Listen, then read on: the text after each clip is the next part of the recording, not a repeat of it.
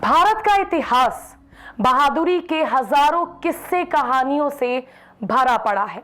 आजादी से पहले की बात हो या आजादी के बाद का जिक्र, वीरों की आदिकाल से भारत की वीर प्रसुता धरती आज भी वीरों की तपोभूमि है। आज बात आजादी के बाद हुए दूसरे युद्ध की, यानी 1962 की। जी हां, नमस्कार, आदाब, सत श्री अकाल। मैं कीर्ति और आप देख रहे हैं जन संदेश टाइम्स। 1962 के इस युद्ध में भारत को पराजय मिली, ये बात सभी को पता है। लेकिन इस युद्ध में एक मोर्चा ऐसा भी था जहां मुट्ठी भर भारतीय जाबाजों ने चीनी फौज को धूल चटा दी थी। जहां ये बहादुरी की कहानी रची गई थी, उस जगह का नाम है रेजांगला।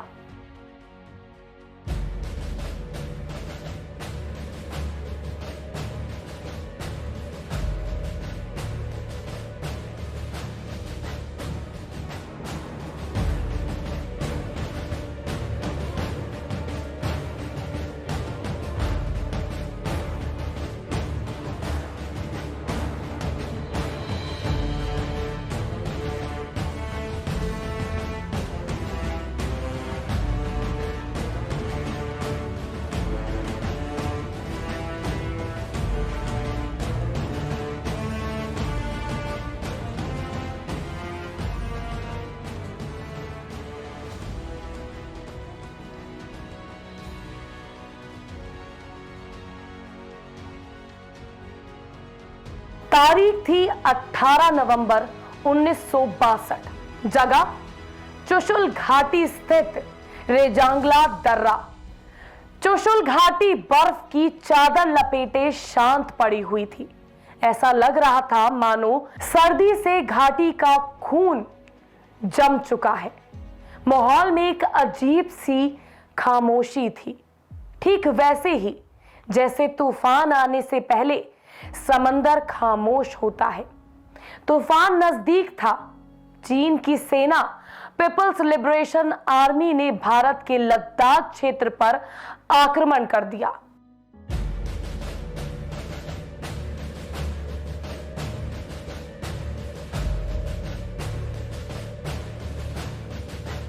तड़के सुबह माहौल गोलियों की तड़तड़ाहट से और तोप की आवाजों से गूंज उठा। तिब्बत तक तो वो पहले ही पहुंच चुका था। अब उसकी नजरें लद्दाख पर लगी हुई थी। यही वजह थी कि चीन ने चुशुल घाटी पर आक्रमण किया, क्योंकि लद्दाख तक पहुंचने का यही एक आसान रास्ता था।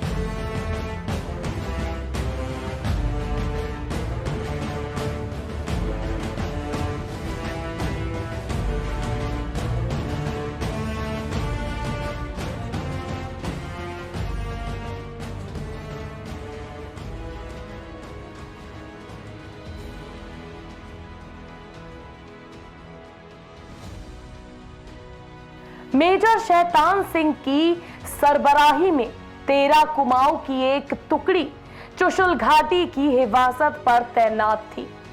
भारतीय सैन्य टुकड़ी में मात्र 120 जवान थे, जबकि दूसरी तरफ दुश्मन की विशाल फौज ऊपर से बीच में एक चोटी दीवार की तरह खड़ी थी, जिसकी वजह से हमारे सैनिकों की मदद के लिए भारतीय सेना की ओर से तोप और गोले भी नहीं भेजे जा सकते थे। हाई कमान की तरफ से अब 120 जवानों को अपने दम पर चीन की विशाल फौज और हथियारों का सामना करना था। शरीर पर खाकी सूती वर्दी, पैरों में पीटी शूज और -डिग्री टेम्परेचर। हमारे सैनिक कम थे और उनके पास साजो सामान भी कम थे, लेकिन उनका हौसला बुलंद था। दुश्मन को पीठ दिखाना भारत की माटी के जने शेरों ने कभी सीखा ही नहीं था। 13 कुमाऊं के वीर सैनिकों ने जवाबी कार्रवाई शुरू कर दी। जीत तय हो तो सब लड़ते हैं, लेकिन जब हार तय हो तब भी लड़े वो भारतीय जाबाज ही हो सकते हैं। भारत की सैन्य टुकड़ी का नेतृत्व मेजर शैतान सिंह कर रहे थे। उन्होंने दुश्मन की फौज के सामने हथियार डालने से मना कर दिया और असाधारण बहादुरी का परिचय दिया।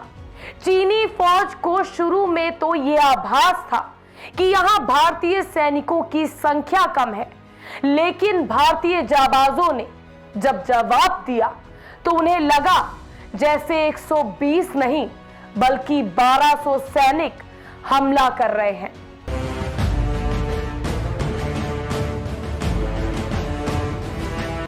चीन की ओर से काफी उग्र हमला किया गया।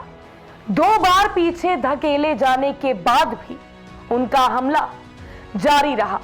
इन सब के बीच भारतीय सैनिकों का गोला बारूद खत्म हो गया और उन्होंने नंगे हाथों से लड़ने का फैसला किया। टुकड़ी में नाइक सिंह राम नाम का एक सैनिक, जो कि पहलवानी भी करता था, उसने हाथों से ही दुश्मन के कई सैनिक मार गिराए। चट्टानों पर पटक पटक के दुश्मनों को ऊपर भेजा। उसका तांडव तब तक जारी रहा जब तक कि दुश्मन की गोली उसके सर के पार नहीं निकल गई।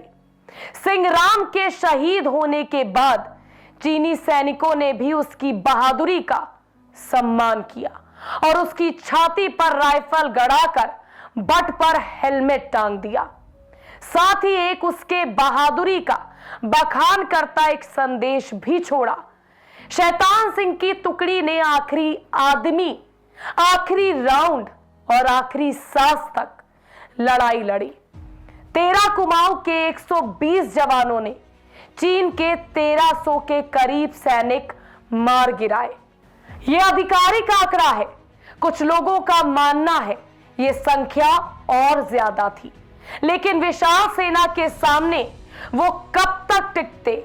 उनमें से 114 मातृभूमि की रक्षा के लिए खुद को कुर्बान कर गए।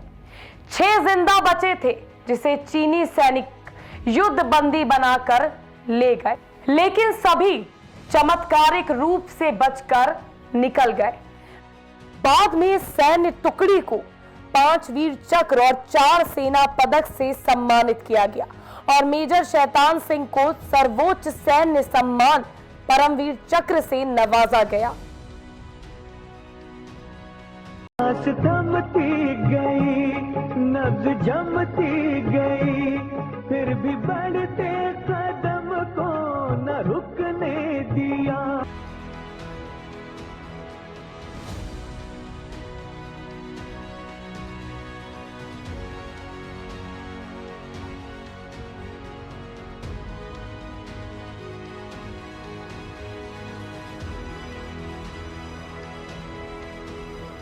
कुमाऊं के 120 जवान दक्षिण हरियाणा के अहिरवाल क्षेत्र यानी गुड़गांव, रेवाड़ी, नरनौल और महेंद्रगढ़ जिलों के थे।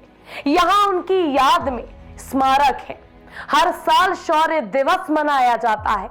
चुशुल में भी शहीदों के सम्मान में रेजांगला वार मेमोरियल बनाया गया और कुमाऊं रेजिमेंट का नाम अब रेजंगला कंपनी हो चुका है।